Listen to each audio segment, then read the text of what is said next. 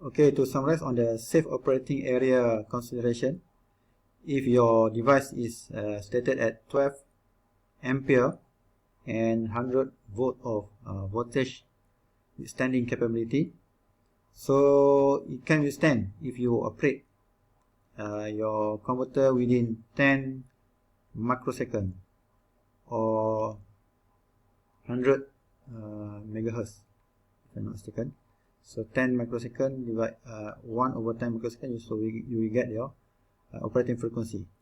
If let's say you are operating at another level of frequency, let's say at 1 millisecond, which is 1 kilohertz, so you have to reduce your range, operating range between this line. So let's say if you are going to operate your converter at 100 volt as well, so the limiting value of your withstanding current that the device can conduct without it going to damage or broken is around 1 to 1.5 ampere only, no more 12 ampere. Let's say if you want to operate at another reduced voltage level, let's say at 10, 20, 30 volt, so at this level, so you can operate your device up to, let's say, 3 ampere, so like that. So it's based on your operating frequency.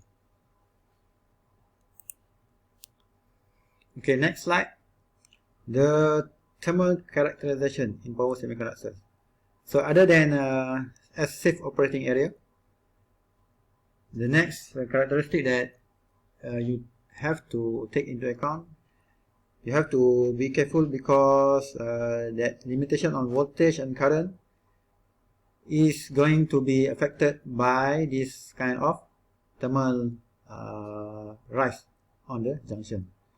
So it's stated over here, individual power semiconductor is capable of controlling large amount of power, yet the device itself has a low heat capability.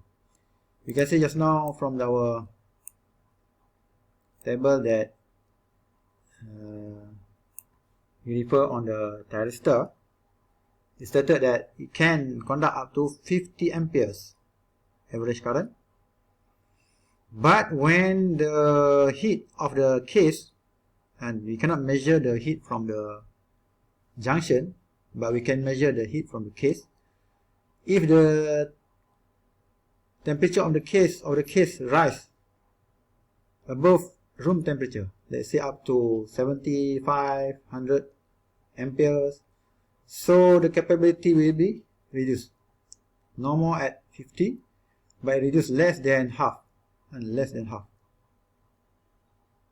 Let's say if you're taking a DC rating, so it can perform 100% 50 amperes at room temperature, but if let's say, and in a practical situation, the temperature of the junction and the case will be more than 80 degrees C. So if we measure the temperature of the case at 100 degrees C, so the limitation means that you cannot operate the device more than 25 ampere. So it means that it's capable of controlling large amount of power, but it has low heat capability. Once the heat of junction increase, so the capability also will decrease accordingly. Then the devices are very thin. If you take a look at the construction of the PN junction, so this is the connection from the top electrode. This is the end of start of fin. So the PN junction, PNP, and in physical comparison we can see from this figure, the PN junction is here, located in the middle of the diagram. So this is your metal backup plate. This solder will solder to the heatsink. So this construction of PN junction is very thin, and the devices are very thin. It consists of a number of layers, so it's not possible to differentiate between the region physically. So it is generally assumed that the losses of the device which happen at the PN junction is converted, all are converted into heat and dissipate through the junction, throughout the junction to the case. And so the junction temperature, we name it as Tj.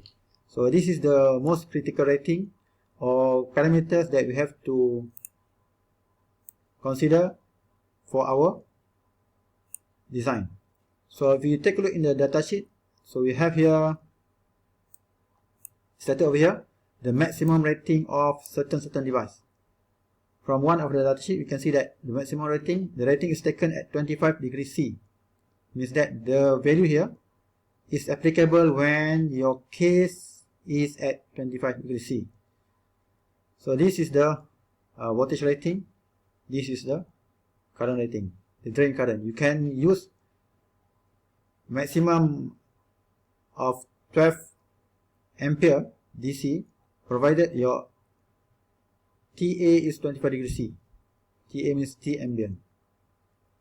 If your TA is at 100 degrees C, so you have to reduce or degrade or derated your limits, maximum limits, down to 7 ampere. Okay, next slide. The current carrying capability of the device is limited by the permissible maximum junction temperature, Tj, and the current density through the active silicon wafer. In your datasheet, there has this maximum rating table. So it highlight over here. You take a look at this degree C symbol for units. So indicate over here operating and storage temperature range.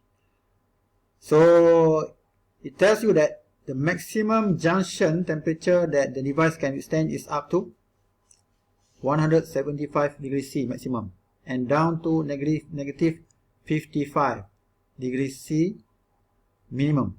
So if the storage and operating junction for this device is at the same range, negative 55 up to 175 degrees C.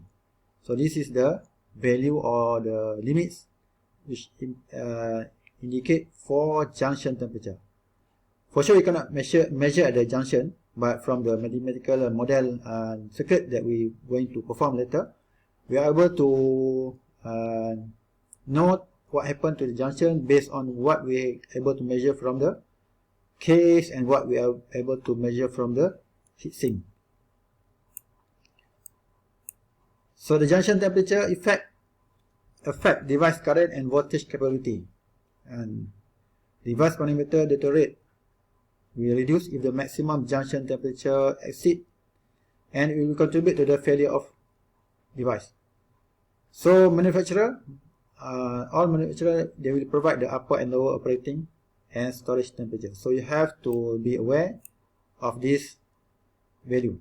So once you want to design or apply your device, you have to calculate when you apply certain value of current, what kind of or what range of temperature will rise at the junction. If it exceed this value, so you have to take care.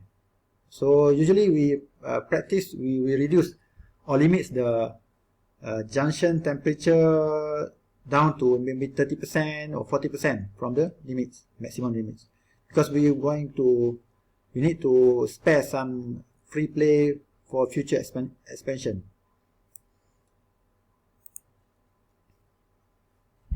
So other than that, we have here the upper operational temperature limit, which indicate or set to contain excessive temperature rise due to current. We have your upper storage temperature. Sometimes it could be greater than the operating temperature, but sometimes they indicate as the same value and of temperature on the operation base. So although the device junction temperature is the limiting value, the device characteristics are often related to the measurable reference that usually which measure on the case or the heatsink mounting base. Regarding the lower temperature limits, it sets to avoid fracture of the semiconductor when we store under low temperature environment. due to the difference in thermal expansion and contraction. So it involves the expansion and contraction. So other materials, various materials, they will have different kind of levels and limits. So all of these related datasheet or information are available in the MSDS of the device from the various manufacturer. So this is you will find this table on the first page dashboard of your datasheet. So you have to take care, or you have to take note that this is indicate for case temperature at 25 degrees C. Means that if you're going to design or going to you need the information for other than 25 degrees C level, so you have to calculate or rearrange the values such that it reflect operating the value at certain operating temperature. So to summarize, if you take a look at the certain datasheet, the first page will indicate the general capability of the device, and the table that follows from the dashboard will show the absolute maximum rating, means that limiting values, how much the maximum value that the device can withstand. You can see here different kind of package at case temperature at certain degrees, so it can withstand up to 50 ampere of current. So for different kind of package, the case temperature are allowable to be 5 degrees C more than the RD91 package. And over here also stated the junction temperature range in terms of storage, which is for this case the storage is much higher compared to the operating junction temperature range from -40 to 125 degrees C. Meanwhile for the storage, -40 up to 150 degrees C.